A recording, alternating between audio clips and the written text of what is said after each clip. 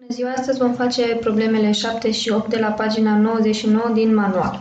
Problema 7 spune în felul următor. Scrie un program care, citind lungimea ipotenuzei A și unghiul alfa, pe care aceasta îl face cu una din catete, imaginea 20, cea din partea dreaptă, determină lungimile celor două catete cu o precizie de 20 male, precum și mărimea unghiului beta. De exemplu, pentru A egal cu 10, alfa egal cu 60, se afișează pentru cateta B valoarea 5.00, pentru cateta C valoarea 8.66, pentru unghiul beta valoarea 30. Observăm că avem un triunghi dreptunghic. Ni se dă valoarea variabilei A, care reprezintă ipotenuza, și mărimea unghiului alfa. Pentru a afla valoarea variabilor B și C se vor folosi funcții trigonometrice. Și anume, pentru a afla valoarea variabilei B se va folosi funcția trigonometrică cosinus, care are ca și valoare cateta alăturată supra ipotenuză, iar pentru C vom folosi sinus, care sinusul reprezintă cateta opusă supra ipotenuză. Am făcut aici un model, da? Să vedem de unde plecăm și ce formule trebuie să avem pentru a rezolva problema noastră. Avem acest triunghi de triunghi dreptunghi cu măsura unghiului alfa. Știm că sinus de alfa este egal cu cateta opusă supra ipotenuză, în cazul nostru cateta C supra ipotenuza noastră A, deci asta înseamnă că cateta noastră opusă va fi sinus de alfa ori ipotenuza. La fel și cosinus de alfa egal cu cateta alăturată supra ipotenuză înseamnă cateta alăturată egal cu cosinus de alfa ori ipotenuză. Deoarece funcțiile trigonometrice lucrează în radiani și nu în grade, vom transforma gradele noastre în radiani. Iar un radian are formula aceasta: radian este egal cu numărul gradelor ori pi supra 180. Și aceasta o vom folosi în programul nostru.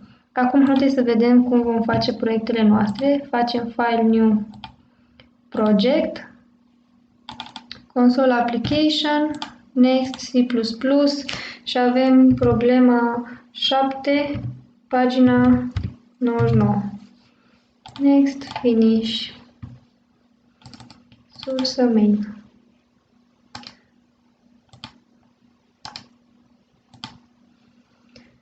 Bun, ne-a rămas doar problema noastră, deci avem nevoie.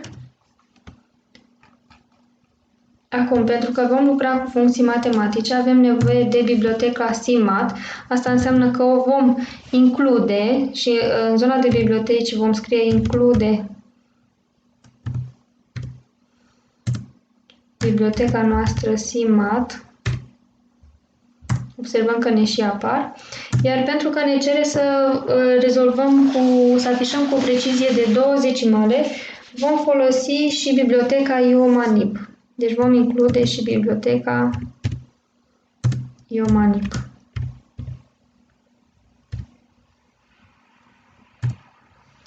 Bun. Acum, am spus așa, că vedem care sunt datele de intrare. În cazul nostru, ca și date de intrare, aveam ipotenuza și unghiul alfa. Da? Deci asta înseamnă că voi declara de tipul double. Deci toate variabilele noastre vor fi de tipul double de data aceasta. Double și avem așa A pentru ipotenuză, B pentru catetă 1, C pentru catetă 2. Mai avem alfa, unghiul nostru alfa, ne mai trebuia beta și mai trebuie să transformăm acest unghi alfa pe care noi îl vom da în grade în radiani, da? Și zic AR, deci alfa radiani, alfa radiani. Da? Deocamdată atât, dacă mai avem nevoie mai completăm pe parcurs.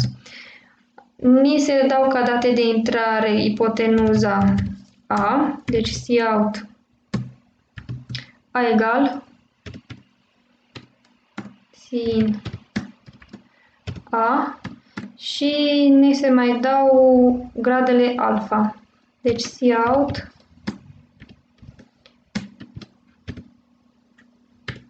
alfa egal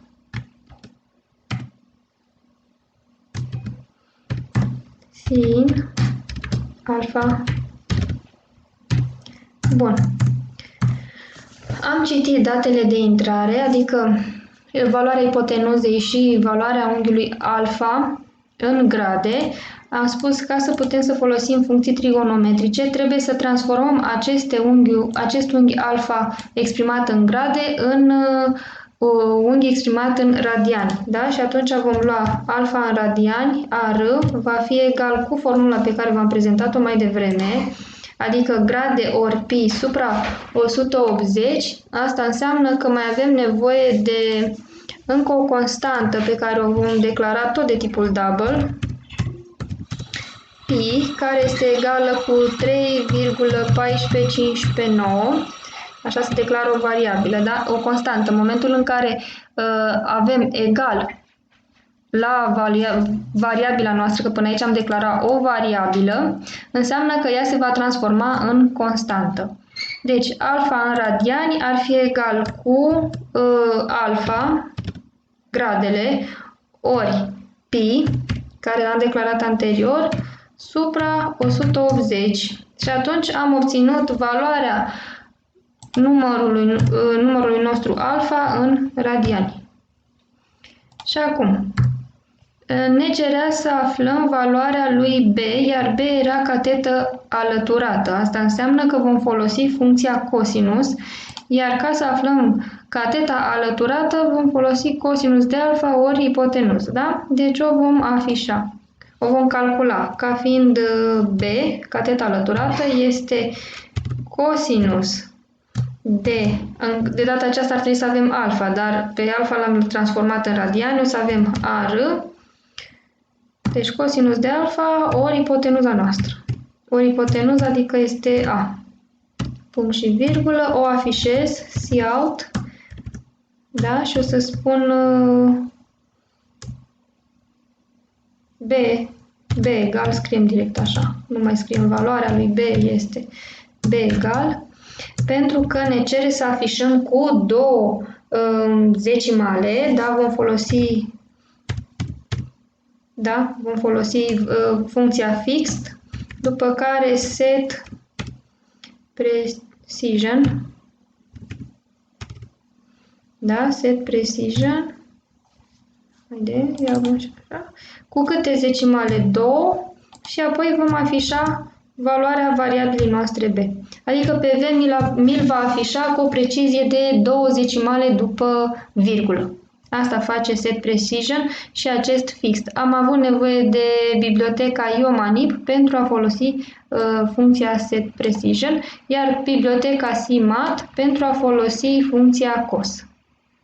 Da? Cos. Acum, C-ul nostru era cateta opusă, care înseamnă sin de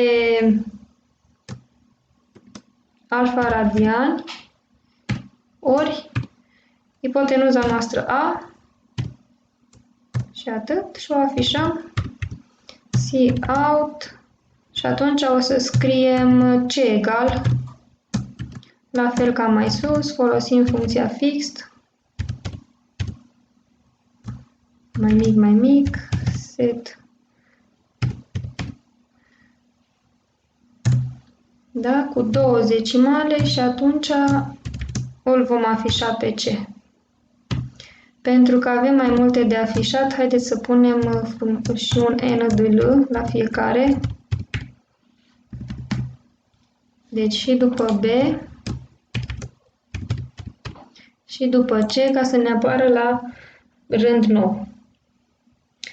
Apoi, am afișat valorile celorlalte două catete și ne cerea să aflăm și valoarea lui beta, având triunghi dreptunghic, da, având triunghi dreptunghic cu valoarea lui alfa cunoscută, valoarea lui beta va fi 90 minus alfa, pentru că știm că suma unghiurilor într-un triunghi dreptunghic este de 180, iar un unghi fiind de 90 nu are rost să fac 180 minus 90 minus alfa, atunci voi face direct 90 minus alfa și atunci pot să aflu valoarea lui beta. Deci atunci, în cazul nostru, beta va fi egal cu 90 minus alfa. De data aceasta vom folosi alfa pentru că avem valoarea în grade. Da? Nu ne interesează să afișăm în radian și avem Cout beta egal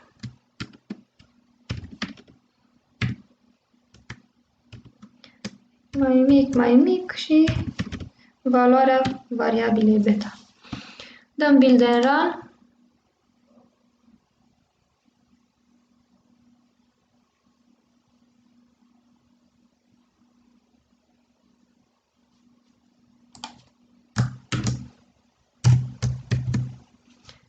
Facem așa să se vadă mai bine.